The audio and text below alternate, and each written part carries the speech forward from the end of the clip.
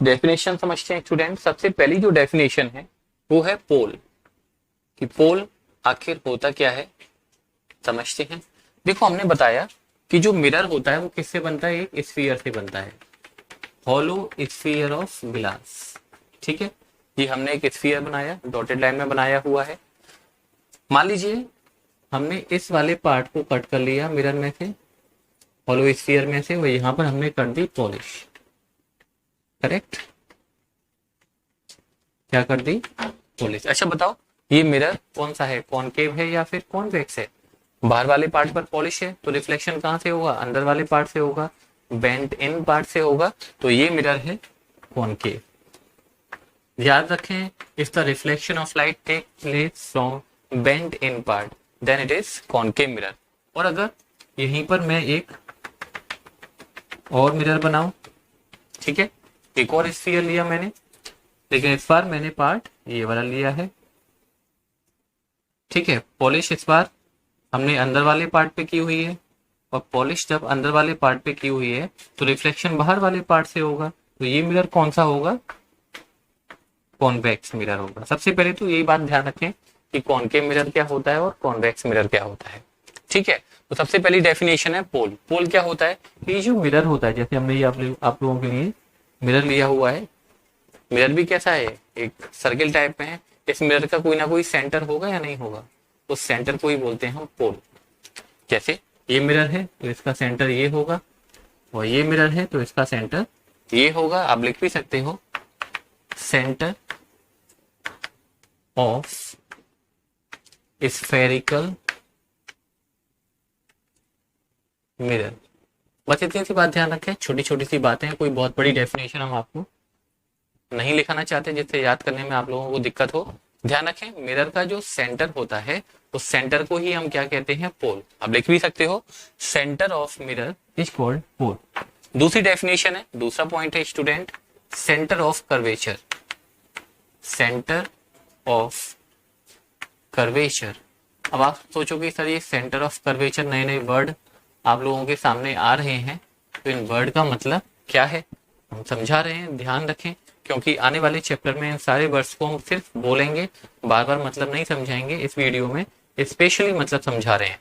Centre of curvature क्या होता है, कि ये जो स्फीयर है, भाई ये जो मिरर है, चाहे वो कॉन्वेक्स मिरर हो चाहे कॉनकेव मिरर हो, कहाँ से आया है, एक स्फीयर में से आया है, गोले में से आया है, और गोले का भी तो कोई ना कोई सेंटर होगा। सोचो, अगर एक आपके पास में फुटबॉल है तो फुटबॉल के अंदर भी तो उसका कोई ना कोई सेंटर होगा या नहीं होगा। मैथमेटिक्स में पढ़ते हो, सेंटर से और बाउंड्री तक की जो डिस्टेंस होती है उसे रेडियस कहते हैं। तो इस स्फीयर का सेंटर, ध्यान रखें, मिरर का सेंटर क्या होता है, पोल होता है, लेकिन स्फीयर का सेंटर जो होता है, जैसे इसका सेंटर यहाँ पर होगा, ठीक है, इस वाले स्फीयर का सेंटर यहाँ पर होगा, इस सेंटर को हम क्या कहते हैं, सेंटर ऑफ कर्वेचर। उस स्फीयर का सेंटर जिसमें से मिरर को बनाया गया है is called centre of curvature. हम लिख भी सकते हैं सेंटर ऑफ स्फीयर। बस इतनी सी बात ध्यान रखना है आप लोगों को।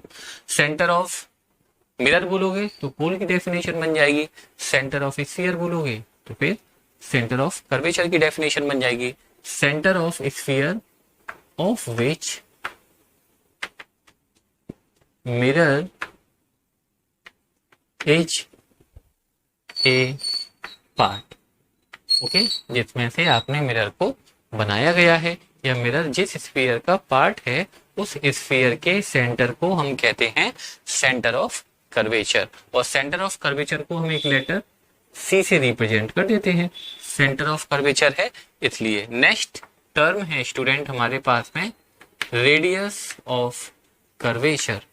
अब सेंटर ऑफ कर्वेचर को समझ गए हो तो रेडियस ऑफ कर्वेचर को भी आसानी से समझ गए होगे, इसमें भी कोई बड़ी बात नहीं होनी चाहिए। उस स्फीयर का रेडियस जिसमें से मिरर को बनाया गया है is called radius of curvature. यही डेफिनेशन आप बिल्कुल लिख दोगे, बस इस सेंटर की जगह पर आप क्या लिख देंगे, radius.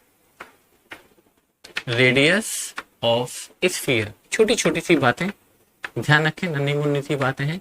Radius of sphere of which mirror is a part. जिसमें से आपने जिस स्फीयर में से मिरर को बनाया गया है उस स्फीयर के सेंटर को कहा जाता है सेंटर ऑफ कर्वेचर, और उस स्फीयर के रेडियस को कहते हैं हम radius of curvature. Okay, next is principal axis.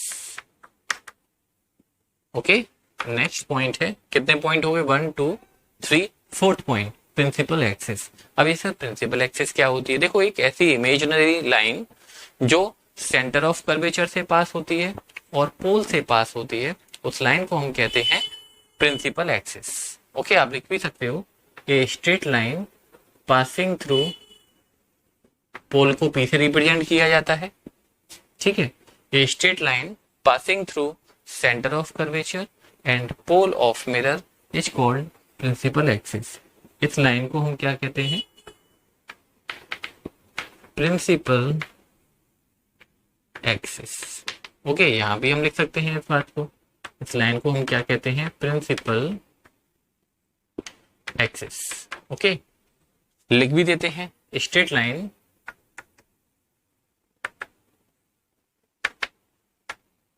passing through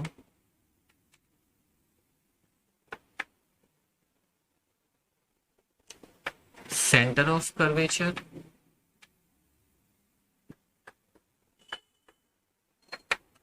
and pole of mirror।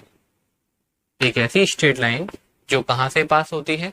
Centre of curvature से पास होती है और पोल ऑफ मिरर से पास होती है, उस लाइन को हम क्या कहते हैं? Principal axis. तो ये चार बातें क्लियर हो गई पहले कि पोल क्या होता है?